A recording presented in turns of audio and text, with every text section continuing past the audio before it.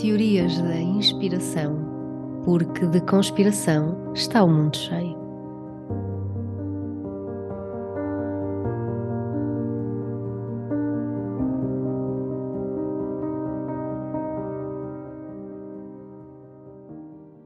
Ora bem, cá estamos nós para este serviço público, não é? Eu meti-me nesta, agora aguento-me.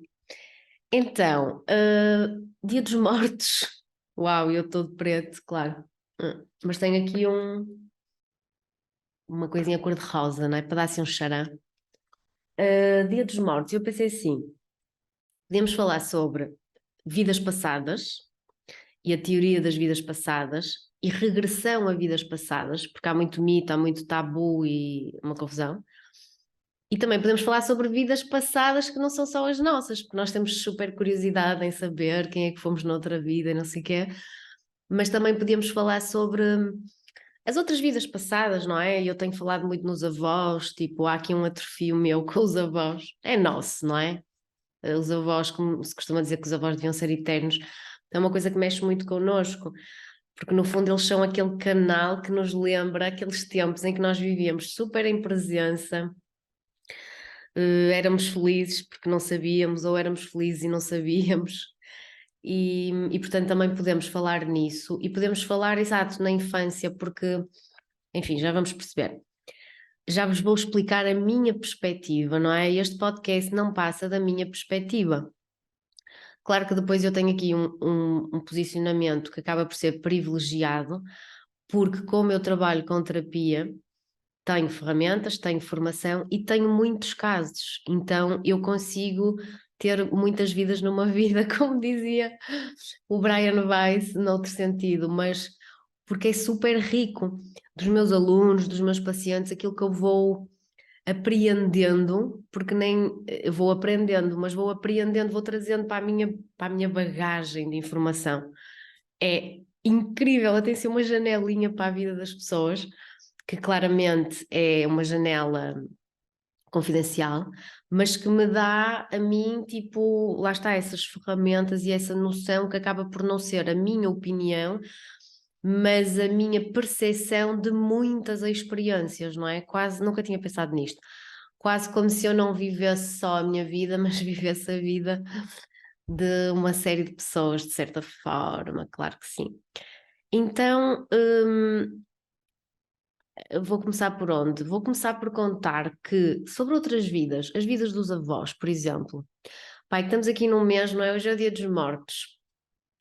E é um dia em que eu faço sempre podcast. E estamos aqui num mês que é um mês que é a Noite Escura da Alma, não é? Há um podcast aqui no Spotify que é, não sei se está no YouTube, eu de facto estou a perder um bocado a paciência de pôr no YouTube, porque além de dar mais trabalho e de eu não achar que um podcast deve ser com imagem, embora eu própria, quando vejo um podcast, às vezes quero ver a imagem, mas são coisas concretas. Por exemplo, eu feita estúpida estava a mostrar que estava com um colar cor-de-rosa e quem só estava a ouvir não sabe. É que depois é isto. Se eu souber que só tem som, eu comporto-me para som. Se eu souber que tem som e imagem, depois faço estas bacuradas. Mas pronto, o mês passado, o podcast do trauma deu um problema qualquer, não deu para pôr no YouTube. E agora eu estava a ver, estava a espreitar o YouTube e tenho muito menos visualizações lá do que no Spotify, porque assim, aquela app não dá jeito nenhum para estar a fazer tarefas e exercício, etc. Mas pronto, eu para já, quando o vídeo der, eu exporto e depois logo se vê. Perdi-me, claramente. Mas o que eu estava a dizer era sobre, não vou lembrar do ponto exato, mas sobre as outras vidas, as outras vidas. E efetivamente perdi-me geral, porque eu sei que, que já estava noutro ponto, mas não interessa. Lembrei, mortos, mesmos mortos, pá. É a Noite Escura da Alma, exatamente, e está no Spotify. O que é que quer dizer a Noite Escura da Alma? Quer dizer que é um mês em que as nossas sombras e o nosso karma vêm dar um alô. Tipo, alô, não te esqueças de nós. Para mim, novembro, portanto, julho, agosto, setembro, outubro, é o primeiro mês que não é kármico. Para mim é o meu primeiro mês fora do karma, portanto, com dharma. Por isso é que eu fico sempre bem em novembro e é o mês que eu tenho mais consultas, mas o normal é que afete, e principalmente consultas de pessoas que nascem em novembro, é o que há mais, porque é muito normal a pessoa vir no mês em que faz anos, é muito giro. É um mês em que a nossa sombra vai se espetar aqui à nossa frente, ou seja, imaginem, pessoas que têm medo de escassez, no mês de novembro aquilo vem muito forte. Pessoas que têm medo do futuro, pessoas que têm traumas na infância que ainda não resolveram, o que quer que seja a sombra, não é? Pronto, isto depois é uma coisa que aqui não vai dar para trabalhar, mas que eu adoro. O que quer que seja a nossa sombra, ela vai se espetar à nossa frente em novembro. Hum, e claro que a nossa sombra está relacionada com o nosso karma.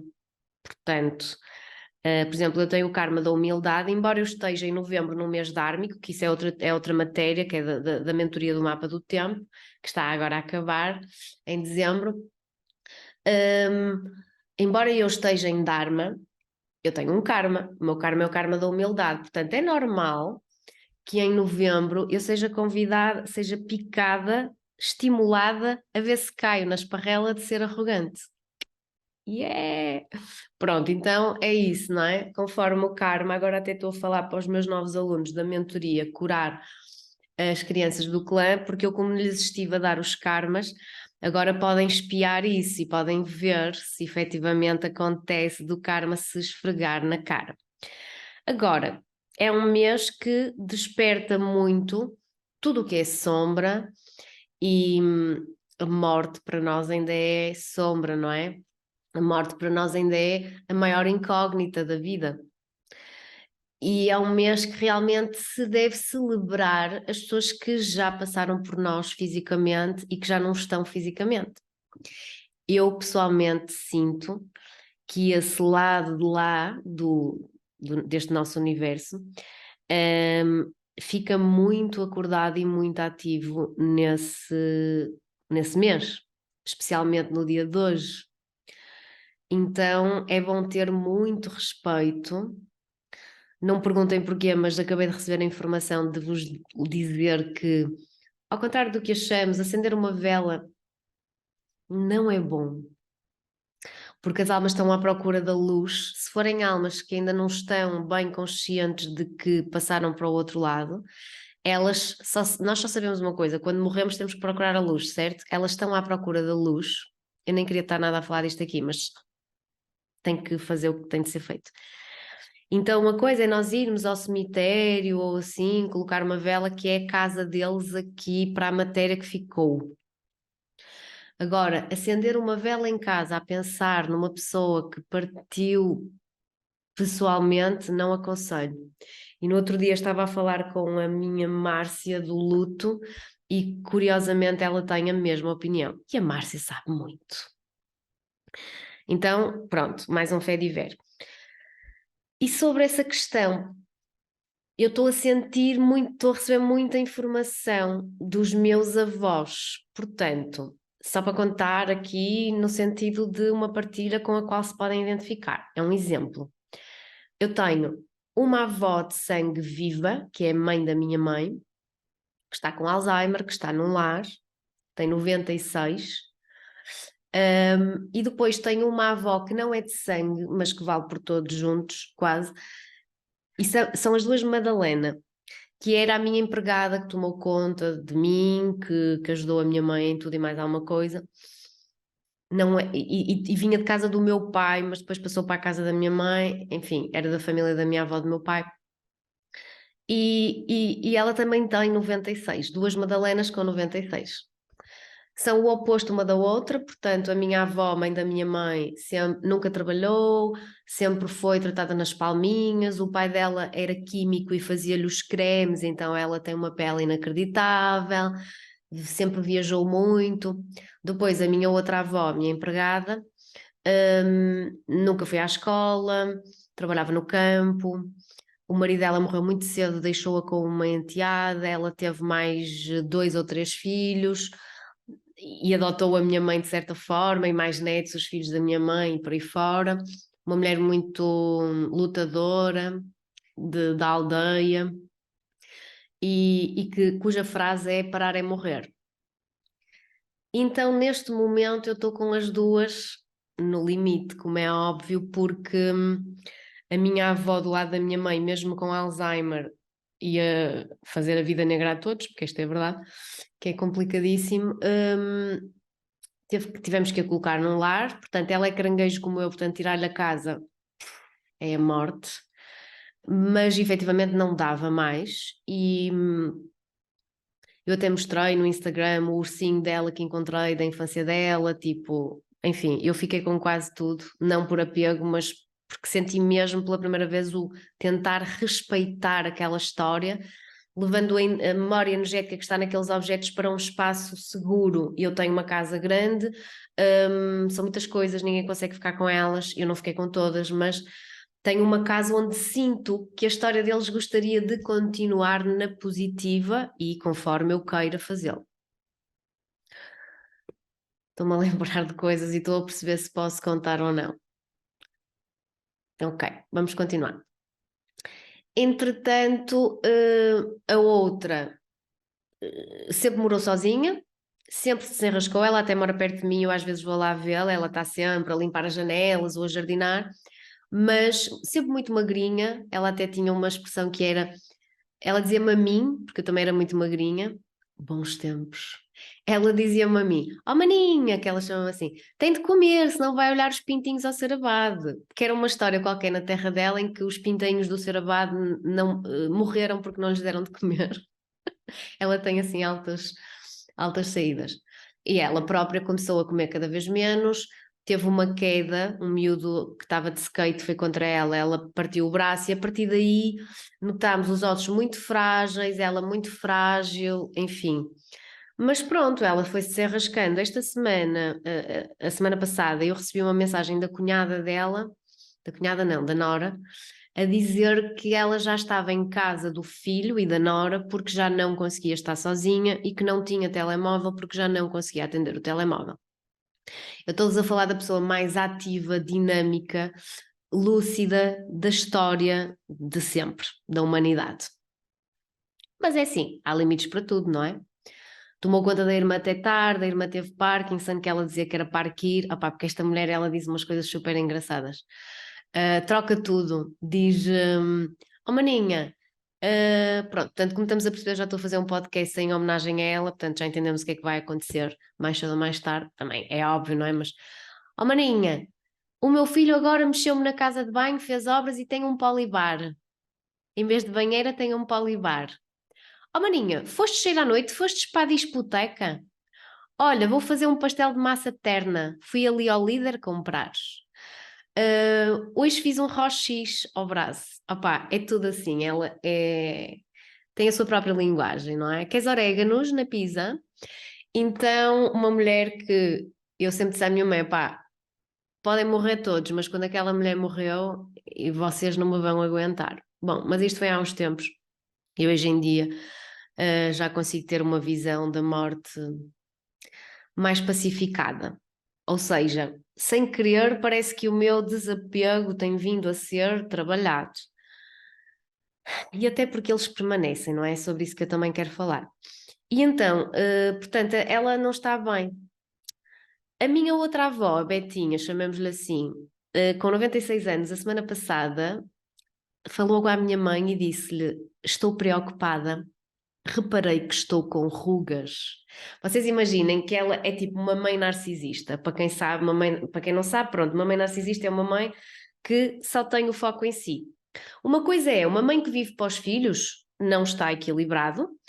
Outra coisa é uma mãe que, em primeiro lugar, porque hierarquicamente veio primeiro, ela, o marido, o casal, se respeita e depois a seguir então trata dos filhos.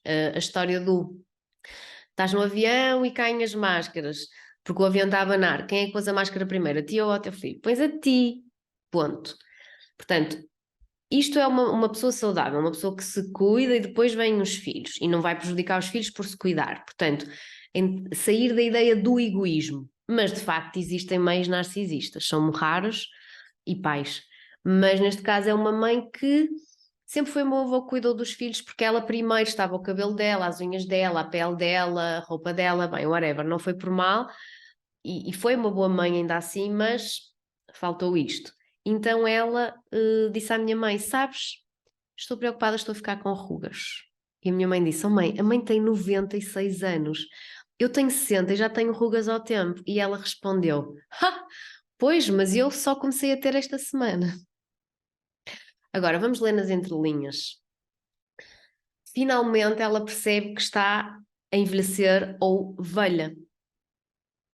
Porque enquanto a nossa psique acha, e ela tem Alzheimer, que ela tem 20 e tal anos e está a morar na quinta dela, vai ser um bocado difícil ela partir, não é?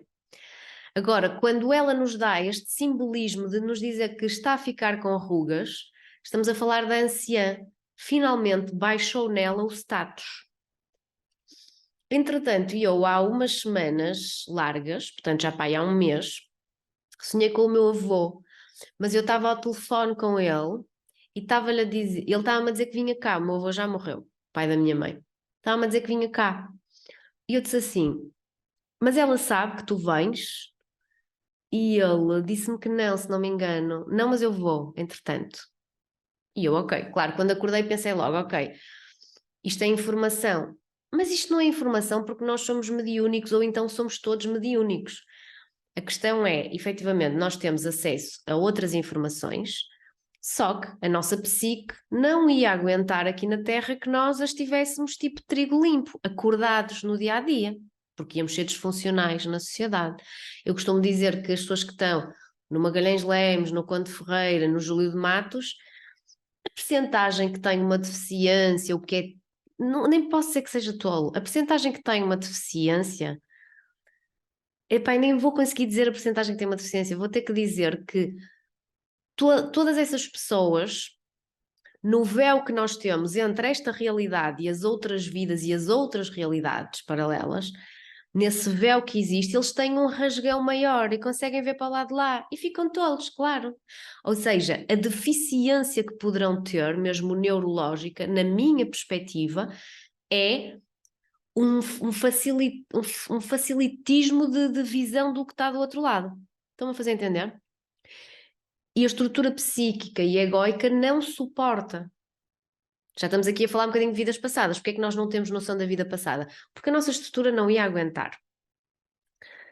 E então eu estava a falar sobre, nos sonhos, todo esse universo de 97% ao qual nós acedemos, inconsciente, eles passam. Porquê? Porque nós temos dois hemisférios, o direito e o esquerdo. Um movimenta-se, tem uma vibração de 7 MHz, o outro de 14 MHz, ou seja, eles não se comunicam, não é? Se eu for para o passadiço com o André e eu vou fazer caminhada e ele vai fazer corrida, a gente não se comunica, quanto muito ele chega ao fundo e volta para trás e cruzamos-nos. Então o que é que acontece quando nós fazemos uma meditação, quando nós fazemos uma hipnose, quando nós estamos a dormir? Os hemisférios encontram-se e ficam mais ou menos os dois na mesma vibração, então eles comunicam-se. Então, tudo o que vem do inconsciente coletivo e de outras realidades pode passar para o consciente durante o sonho, porque é uma forma mais suave de nos dar as ferramentas que nós precisamos para nos guiarmos através dessa intuição, desse sinal, desse símbolo. E então, nesse sonho, aconteceu isso. Depois tive um sonho em que a minha avó, este já foi para há 3 meses, me colocava um manto de rosas.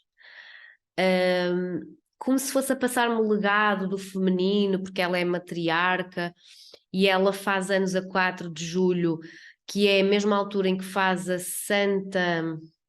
Agora não vou lembrar. A Rainha Isabel, que teve o milagre das rosas e dos pães, portanto, isto está tudo envolvido. A minha avó sempre adorou rosas, eu por acaso nunca gostei muito, agora começo a gostar. Ela tinha as cortinas das salas todas cheias de rosas, os sofás cheios de rosas, a varanda cheia de rosas, portanto, isto está aqui cheio de simbolismo. E esta noite eu sonhei com o meu avô,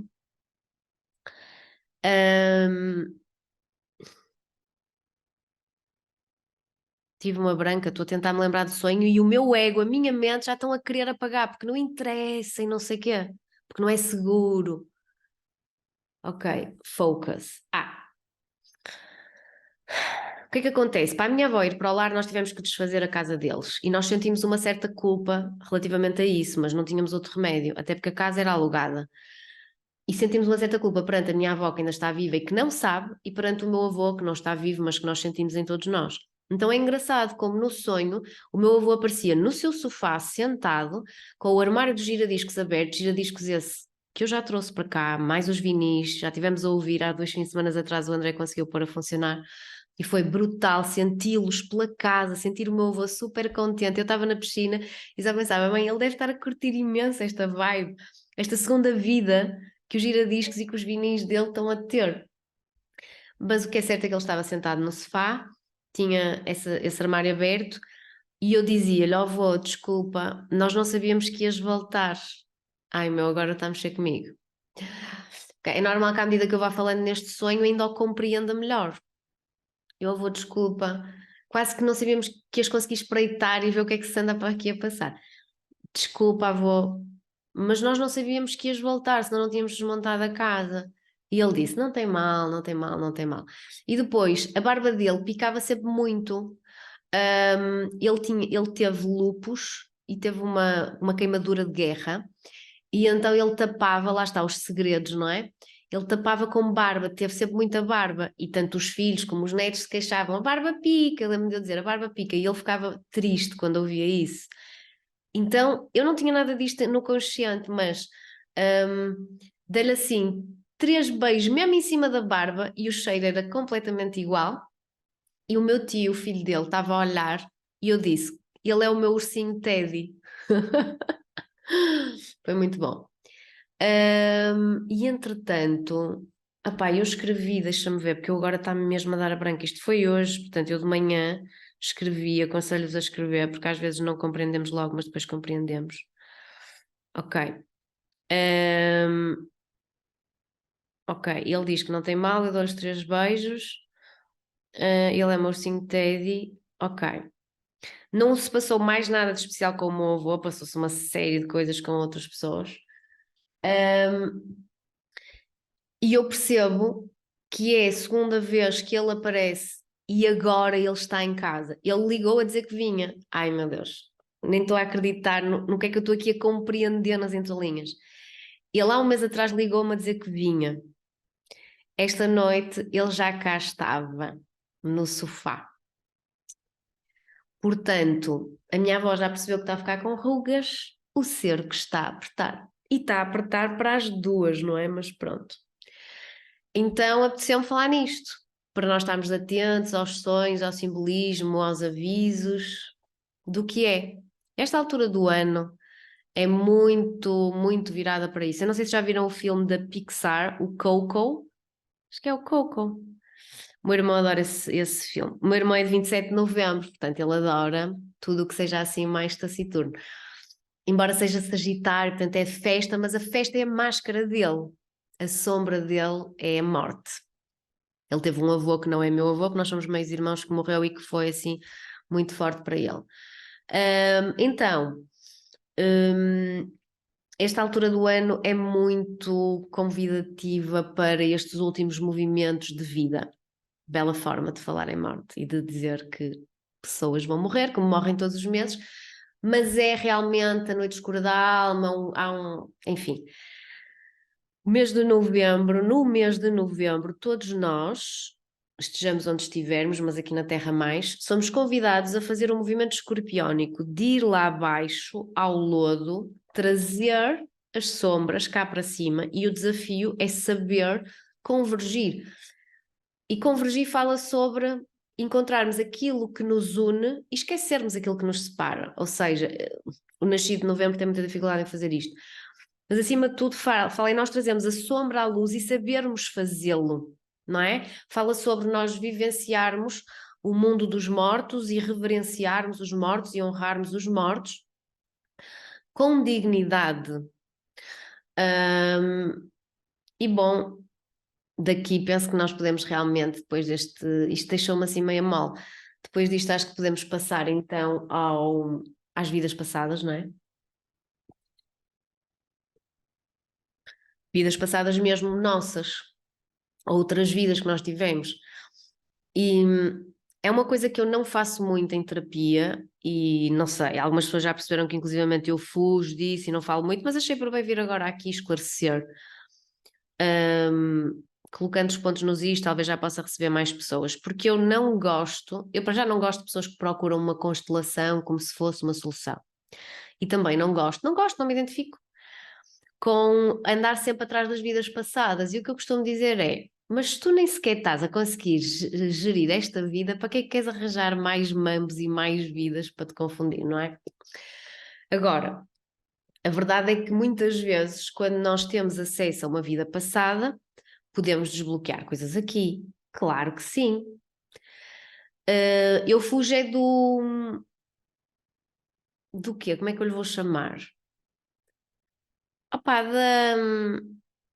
não sei, agora não me ocorre a palavra, mas aquela cena, tipo, de não enraizar aqui e estar à procura de sonhos e de coisas que foram para trás, para nos alienarmos, para nos atrasarmos, e a fantasia e a solução mágica, isso não existe.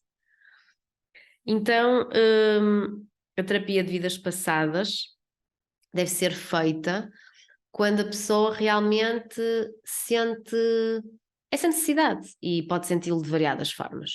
Agora, é engraçado, eu sei que já falei nisto noutro podcast, tenho quase certeza, que as pessoas quando, não sei, as pessoas que me relatam, não são os meus pacientes, pessoas que me relatam outros mamos que fizeram eu fiz, normalmente nem é que fizeram a vida passada, é que falaram com uma taróloga que lhes disse que noutra vida tinham sido, pronto, normalmente é assim. E dizem que foram sempre altas personagens, eu costumo dizer, ninguém é o lixeiro, não é? Ninguém é empregada de limpeza, porque foram sempre a Cleópatra, a Joana d'Arc, a bué de deusas gregas, gente. Então, eu sei que já expliquei isto no podcast, mas agora assenta mesmo bem neste e vou falar outra vez. Existem arquétipos que o nosso eu superior, quando estamos numa regressão a vidas passadas, ele pode querer nos dar esses arquétipos. Arquétipos são modelos que estão no inconsciente coletivo que representam algo. Então, isto para dizer que quando nós vamos fazer uma regressão a vidas passadas, para já existem dois tipos de pessoas. Assim eu vou visualizando, experienciando. Existem pessoas que já têm os hemisférios mais em sintonia, que já fazem muita meditação, que já fazem muita visualização, que são mais intuitivas, e essas pessoas são capazes de entrar numa vida passada, numa regressão, de uma forma mais inteira e até perder alguma consciência, ou praticamente toda, durante a sessão. Na minha experiência, são 10% das pessoas, mas também eu atraio um tipo de paciente. Depois temos o outro tipo de pessoa, no qual eu me incluo. Existem vários níveis, mas que fazem uma regressão e estão aqui conscientes de que estão comigo a fazer a regressão, mas, e é assim que a maioria das vezes uma regressão, uma terapia de vidas passadas acontece, recebemos imagens de uma forma muito nítida. Estão a ver quando estamos a fazer uma meditação e a própria meditação nos leva a uma visualização de um coração no centro de Gaia, ou vem um feixe de luz, pronto, que nós começamos a visualizar. Pronto, mas nós aí estamos a fazer por visualizar. Ali não. Começam a vir imagens muito nítidas, estranhas, começamos a ter um bocado de vergonha, medo, dúvida de as verbalizar, porque estamos em hipnose ativa e eu vou perguntar o que é que estão a ver. A pessoa fica um bocado a duvidar de si própria se estará a inventar, e não está a inventar. Porque no início da terapia é feita uma sintonização dos hemisférios para eles se comunicarem, e a partir desse momento já não é a pessoa que está a falar, é a pessoa que está a falar, que está a transmitir, mas não está a controlar nada. O nosso eu superior, a nossa versão maior, que está noutro plano e que nos guia, está a passar as informações necessárias, e nós temos a voz, temos a boca e temos que as dizer. E é aí que nós vamos compor toda uma história que não é inventada, é como ela se apresenta. Agora, o mais interessante e que, no entanto, pronto, o paciente é que pode não achar tão interessante, eu como paciente irrita-me, mas é o que é que nós nunca vamos saber se foi realmente uma vida passada, aquela história que está ali a ser contada, ou se é uma metáfora do eu superior com estes simbolismos, com estes arquétipos, com estes, ok? Sinais, símbolos, uma metáfora, para nos transmitir uma lição. Nós nunca vamos saber. Eu assim aprendi, assim sinto na prática, que nós nunca vamos saber. Podemos ter quase a certeza de uma coisa ou de outra, mas certeza é como a morte, nós nunca vamos saber. Então, pronto, às vezes as pessoas acham que fazer uma regressão a vidas passadas é uma cena toda namastê, toda lá lá lá. É sim, mas não precisamos de perder a consciência, não precisamos de todo. Agora, o que eu queria dizer é que, de facto, é sempre muito rico. É sempre muito rico. Porque, mesmo quando o nosso eu superior usa esses tais arquétipos, e por isso é que um monte de gente foi a Cleópatra, que é impossível, esses arquétipos eles têm um significado. Por exemplo, a Cleópatra fala sobre sexualidade e poder, o arquétipo da Joana d'Arc fala sobre coragem e bravura, e é dos que aparecem mais vezes nas regressões a vidas passadas, não porque a pessoa foi a Joana d'Arc, mas porque o eu superior está a arranjar uma história para lhe pedir coragem, para lhe indicar que é um momento de coragem. Existem muitos outros arquétipos, não vale a pena ir por aí, mas são de facto simples. Entretanto, até vos posso contar, por exemplo, eu estou um bocado amnésica, eu não sei se já contei isto, mas pronto, vou contar outra vez. Por acaso umas alunas minhas andavam a dizer que andavam bem esquecidas, eu também ando. Então, vou contar, assim, a primeira regressão que eu fiz, eu não fiz muitas, fiz para aí umas 4, em situações que eu senti que precisava e em algumas delas até, não sei, de certa forma percebi que não precisava. Imaginem, 2 precisava, 2 não precisava, mas pronto. Então, a primeira regressão que eu fiz foi o meu primeiro contacto com a forma como estas imagens surgem, eu não sabia provavelmente como era, não é? E então, eu olhei para os meus pés e visualizei uns pés de gladiador, quer dizer, na altura eu não sabia, eu via tipo, parecia umas sandálias com umas ligaduras. Eu até pensei, estou no Egito, e depois, ai, minha clichê, na tua primeira regressão vai já ao Egito. Mas depois não era, percebi que não era. Eu estava assim, num átrio, e tinha vendedores ambulantes de maçãs acima de tudo, de coisas simples. E havia cobras e encantadores de cobras a tocar também. Isso é uma coisa meio estranha. Havia pessoas pobres nas soleiras das portas. E eu percebi que isto era um átrio, tipo, parecia a Praça de Gmail Fna, em Marrocos, mas que um átrio para uma muralha. E percebo que na muralha só entram os nobres, os ricos. Mas foi-me permitido entrar na muralha. E eu percebi que era um homem. E eu entrei na muralha e a muralha apresenta uma arena tipo Coliseu.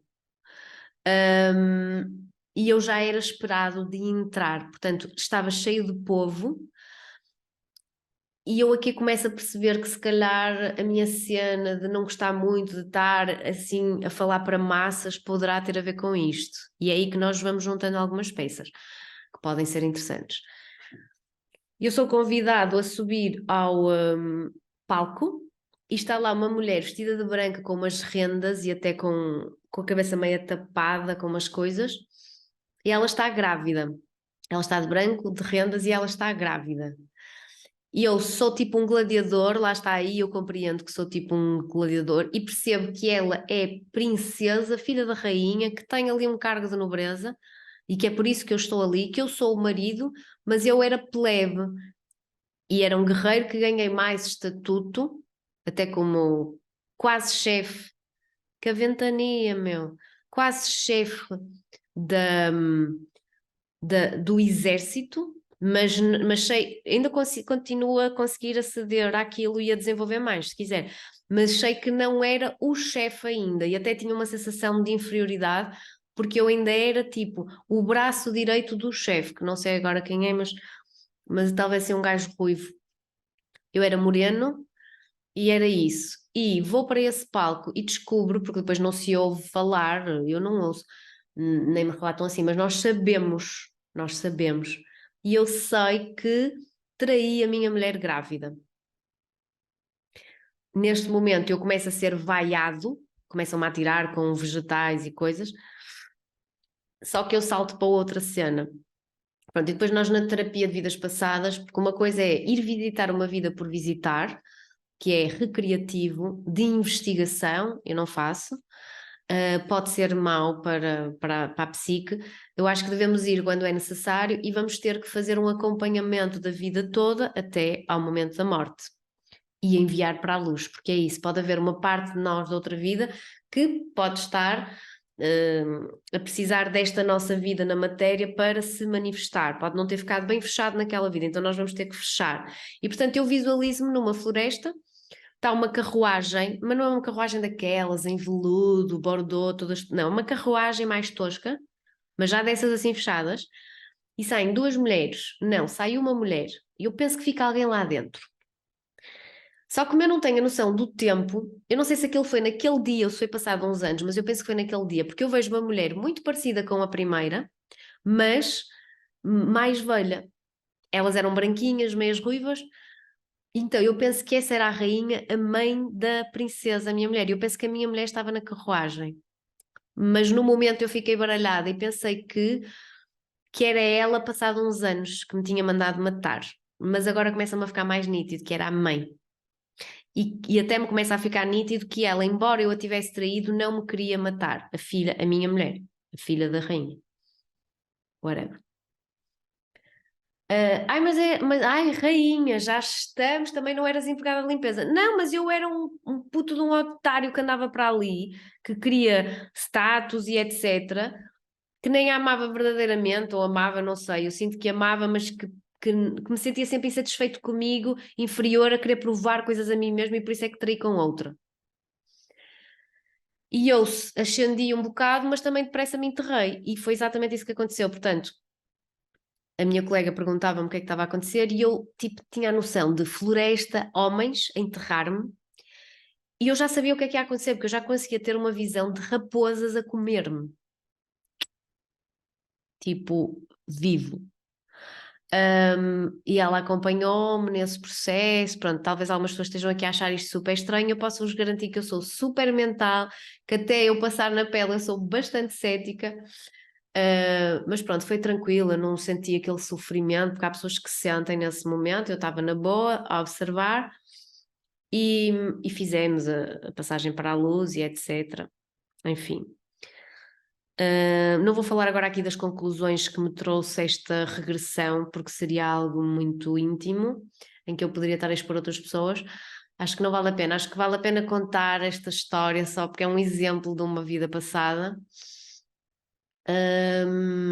Pronto, ainda há 2 semanas fiz a quarta situação e foi interessante. Eu era um miúdo que tinha sido abandonado pelos meus pais. Ora, conclusão. Agora fiquei perdida, porque já é a segunda história. Primeiro foi o meu avô, agora é isto que eu tenho que entrar, porque adentro isto cansa-me tanto recordar. Queria, queria desmistificar aqui que não é uma cena La La Land. Efetivamente, nós vemos as imagens, acedemos, etc, etc.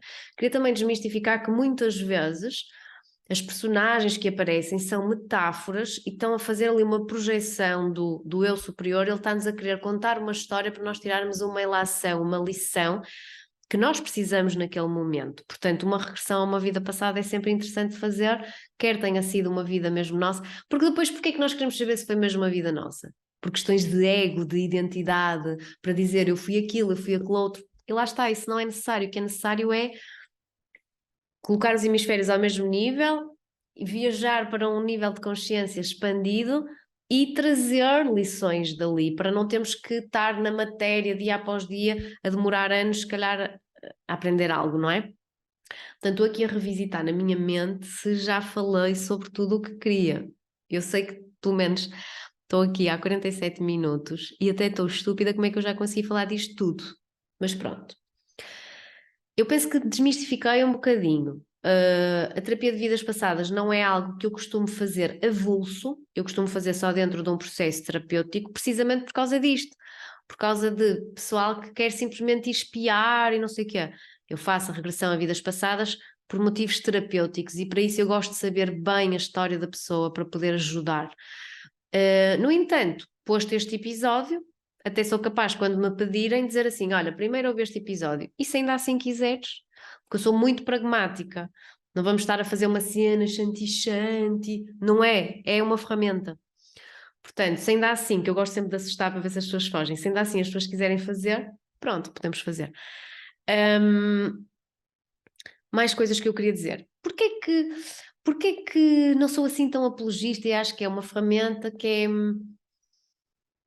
Não sei, é como as promessas a Fátima. Eu vejo isto assim parecido. É como uma promessa à Fátima.